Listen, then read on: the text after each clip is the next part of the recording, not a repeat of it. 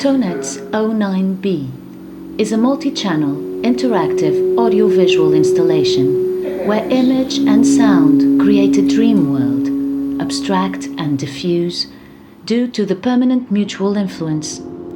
The components of the image act on the sound outcome, and the sound analysis performed in real time is mapped in some of the parameters of the image.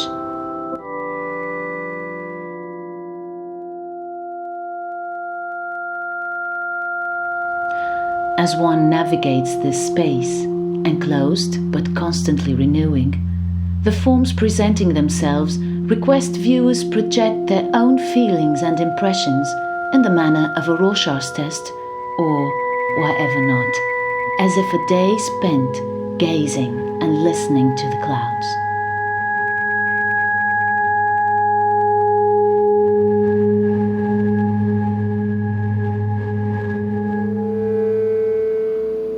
Tonnetz 09B is a work that exhibits a behavior, reacting either to the presence or to the absence of the viewer's interaction.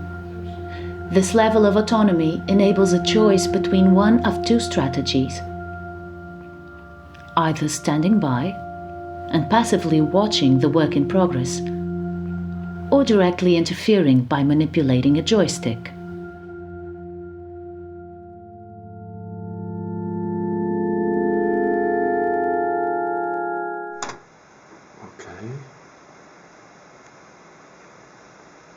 Está a formar as imagens. Este vai também arrancar. Este arranca.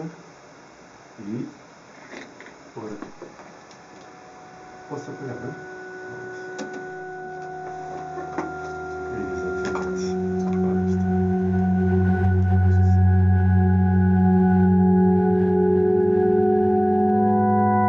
Tonnetz 09B explores the articulation of a number of artistic and scientific concepts. For example, synesthetic aspects concerning the relationship between sound and color based upon the ideas of Scriabin and observations by Helmholtz.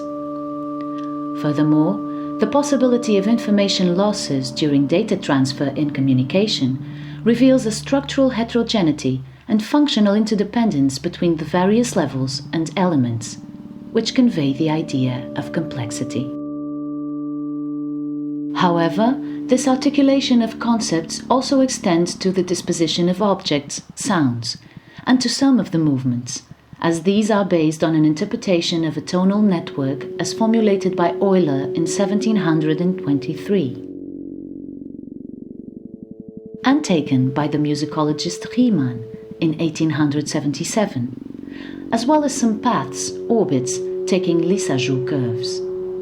Additionally, from the field of music, but also of psychoacoustics, it should be noted that the sounds themselves are paradoxical, pitch without fixed placement, or pitch that becomes rhythm, obtained through different synthesis techniques, additive, granular, etc.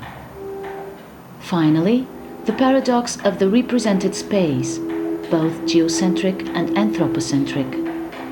The visible objects move in relation to the point of view, but the background, the cosmos, remains centered on the viewer, as if it were the outer space that is nearest us and the interior space the farthest distant, offering a space where viewers can simply be, ramble, lie, self-project, think.